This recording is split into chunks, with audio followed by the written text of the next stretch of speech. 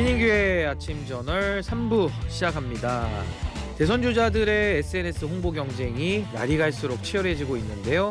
하루에도 여러 개의 게시글을 올려서 참 따라가기도 벅찬 그런 상황입니다. 오늘 3부에서는요. 박영식 시사평론가님과 함께 한 주간에 올라온 정치인들의 SNS 게시물을 살펴볼 텐데요. 평론가님 스튜디오에 나와 계십니다. 어서 오십시오. 네, 반갑습니다. 불교 방송 우리 신인교회 아침 저널 덕에 종합 예술인으로 거듭나고 있는 박영식입니다. 예, 요즘에 그 박영식 평론가님의 그 여러 가지 정치인들에 대한 묘사 이게 거의 무슨 싱크로율이 거의 100%에 육박해 가고 있다. 이런 평가가 좀 많던데 어떻게 보십니까? 너무 과찬이신데요. 사실은 다른 방송에서 섭외할 때 혹시 네. 개그맨이시냐고 라고 하시는 분들도 있을 정도로 직업을 바꿔서 물어볼 이제는 정도로 지금 종합 예술인이라고 해야 되는 건가 예. 그런 생각까지 들 정도고 아무튼 뭐 우리 아침 저널이 이제 널리 또 뻗어나가는 그런 과정이니까 네. 저도 너무 감사하고 불교 방송 우리 아침 저널도 잘 됐으면 좋겠습니다. 예, 우선은요. 국민의힘의 경선이 오늘 발표가 납니다. 그래서 그렇죠. 이제 2인 결선 진출자 이제 발표가 나는데 뭐 이제 과반 나올 후보가 없을 가능성이 높다 보니까 그렇습니다. 예. 근데 이제 토론회도 있었지만은 그동안에 후보 주자들 사이의 SNS 경쟁도 예. 굉장히 만만치 않았습니다. 먼저 안철수 후보 토론회에 대한 평가를 올리셨는데 어떤 내용입니까? 네, 지난 26일에 이제 안 후보가 페이스북에 올렸는데요. 예, 어제 그 홍준표 후보님의 토론회를 보고 저는 충격을 받았습니다. 이재명과 함께 간다고요? 혹시 명태균 씨 때문입니까? 오호. 그래서 같이 간다는 말입니까? 명리대망 명태균 리스크로 대선이 망한다는 뜻입니다. 보수 재건과 대선 승리를 위해 홍 후보님의 결단을 간곡히 저는 요청을 드립니다. 아니 저는 명리대망 이래가지고 제가 모르는 사자성어가 하나 나온 줄 알았습니다. 예, 제가 만들었습니다. 예. 요즘 굉장히 왕성한 활동을 하고 계시는 우리 안 후보님이신데 그 상당히 그 워딩의 강도라 그럴까요? 네. 굉장히 좀 강합니다. 음. 지금도 홍준표 후보에 대한 결단 이거 뭐 어떤 결단을 요청한 겁니까? 홍 후보님의 결단이라는 게 뭐 사실 다른 게 있겠습니까? 이제 이 경선 레이스에서 홍 후보가 어쨌든 자신의 입장을 좀 수그러뜨리고 계속 이 탄핵을 반대한다라는 입장을 보여왔던 홍준표 후보이기 때문에 뭐 이걸 지금 당장 후보 사퇴를 하라는 얘기인지 저는 잘 이해를 할 수는 없습니다만은 안 후보 입장에서는 홍 후보를 계속적으로 이제 공격하는 입장이었던 상황이었거든요. 예. 그러다 보니까 자신이 지금 이제 4인에서 2인 결선에 올라가기 위해서는 여러 후보들을 지금 공격해야 되는 입장에서 특히 홍 후보가 과거 토론회에서 자신을 공격했던 여러 이제 그런 맥락들이 있거든요. 그거에 대한 이제 반격으로 저는 26일에 이런 페이스북이 나왔다고 보고요. 예. 저는 안 후보께서 오늘 이제 어떤 결과를 받아들이실지 그 결과에 좀 겸허하게 그 예. 결론을 받아들이셨으면 좋겠습니다. 이번이 안철수 후보는 4번째 대선 출마인데 한번 저희가 결과를 지켜보고요. 여기에 대한 홍준표 후보의 반론이라고 할까요? 어떤 각오 어떤 게 나왔습니까? 대통령이 안 되더라도 내 인생이 실패한 인생은 아니죠.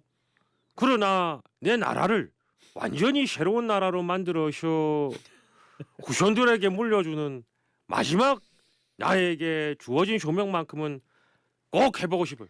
어우. 너무 또 이렇게 예. 좀 간절함이 느껴지는 그런 페이스북이었습니다. 근데 지금 예. 가장 중요한 건요. 예. 한동훈 후보가 네. 아니 페이스북에 글을 올렸는데 힘을 어떻게 썼다라는 건지 한번 이 부분은 한번 짚고 넘어가야 될 것 같습니다. 네. 한동훈 후보의 페이스북 토론회에 예. 관한 내용 전해주시죠. 우리 당 경선 토론 보셨습니까? 모두 훌륭하시지만 이재명 후보와 토론으로 붙어서 감당이 가능하시겠는지 냉정하게 생각해봐 주십시오. 저는 우리는 같은 편이니 저의 힘의 10%만 썼습니다. 제 힘을 이재명 후보에게는 200% 쏟아 붓겠습니다. 이게 약간 어떤 느낌이냐면 어디 유원지 같은 데 가면 그 펀치 이렇게 해가지고 힘을 측정하는 기구 있지 않습니까? 예. 이거 몇몇 친구분들이 가끔 자랑하세요. 나 한 손으로만 그냥 친 거지. 네. 이거 손목 잡고 두 손으로 풀스윙 했을 때는 다르다. 뭐 이런 식의 과장법을 많이 쓰는데 내가 왼손으로만 했지 오른손까지 나가면 다 죽는다. 이제 원래는 이런 느낌이죠. 왼손잡이였다. 뭐 이런 식의 얘기도 많이 하거든요. 예. 근데 지금 한동훈 후보 경선에서 상당히 그래도 토론회 기술적으로는 굉장히 앞서갔다 이런 평가가 많았는데 네네. 정작 본인은 이거 10%밖에 안 썼다는 얘기. 이거 어떻게 해석해야 될까요? 그러니까 이제 토론을 해보니까 자신감이 이제 느껴지는 거죠. 아 붙은 건가요? 그러니까 이제 자신감이? 기술적으로 봤을 때 한동훈 후보의 토론은 사실 싸움에서는 지지 않는다라는 걸 이미 입증을 하고 보여줬습니다. 어허. 근데 그게 내용에 대한 싸움이나 콘텐츠 경쟁이나 어떤 정치의 철학 비전에 대한 경쟁이 아니고요. 어디까지나 우리가 기술적으로 상대방과의 말싸움 한다고 하죠. 말꼬리를 붙잡고 늘어지거나 아니면 상대방이 굉장히 치부일 만한 그런 것들을 건드린다든지 상대방을 좀 당황하게 만든다든지 이게 이제 말기술이거든요. 말싸움에서는 지지 않는다는 어떤 자신감이 한동훈 후보에게 있기 때문에 이제 이런 페이스북이 나올 수 있는 거라고 보고 다만 본선 토론회나 결선 토론회는 분명히 달라져야 됩니다. 다양한 어떤 포맷의 토론회를 거치면서 한동훈 후보께서 보여준 모습이 과연 대통령다움을 보여줬는지 어허. 이제 그 대목에서는 평가가 좀 달라질 수 있을 것 같아요. 대통령다움, 지도자다움은 무엇인지 우리가 한번 생각은 해봤으면 좋겠어요. 강한 지도자 모습이라고 하더라도 그 안에는 분명히 내용이 담겨 있어야 됩니다. 우리가 네. 상대방을 법리적으로 정치적으로 검증하는 것과 상대방을 인신공격하는 거는 다른 거잖아요. 그리고 상대방에 대해서 정책적으로 검증하는 것과 인신공격하는 다른 것이죠. 그래서 과거에 홍준표 후보를 상대로 한동훈 후보가 이 홍준표 후보의 저서에서 현물 ETF 관련된 내용을 짚었을 때는 저는 그건 상대방에 대한 검증이라고 봅니다. 그건 망신 주기가 아니거든요.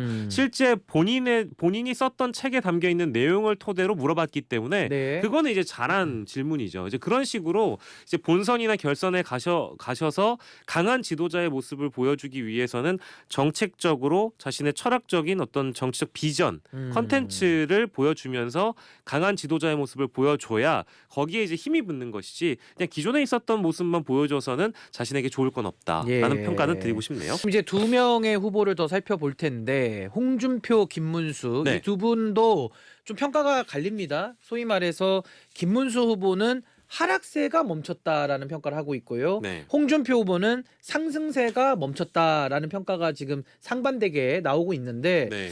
이번에 토론회를 거치면서 김문수, 홍준표 이 두 분은 좀 관록 있는 정치 아니겠습니까? 뭐 여러 공직도 했고 정치도 오래 하신 분들인데 네네. 이분들에 대한 평가 우리 박영식 평론가님 어떻게 보십니까? 근데 이제 여론조사상으로 김문수 후보의 하락세가 멈춘 것은 사실인 것 같아요. 네. 근데 그 멈춘 것이 김문수 후보가 굉장히 잘해서 토론에서 어떤 두각을 드러낸 모습이 보여졌기 때문에 여론조사상 멈춘 것이냐? 그건 아니라고 보고요. 좀 예. 상대성이 있는 것인데 아까 말씀하셨던 홍준표 후보의 하락세가 그 지지도가 이제 김문수 후보에게 상당 부분 옮겨 붙었다라고 어허. 보는 것이 맞는 것 같고요. 예. 당내 기류도 홍준표 후보에게 이제 초반에는 쏠렸던 어마어마한 어떤 지지세가 조금 분산이 되어가고 있는 것 같아요. 사람이나 조직이나 이런 측면에서도 이탈 조짐이 분명히 보이기 때문에 예. 그런 인물들이 그런 뭐 국회의원들이나 지지자들이 이제 김문수 후보 쪽으로 쏠려가는 단계에 지금 현재 와 있기 때문에 실제 최종 결과는 오늘 봐야 되겠습니다만은 4인 중에 2인에 들어갈 후보가 실제 한동훈 찬탄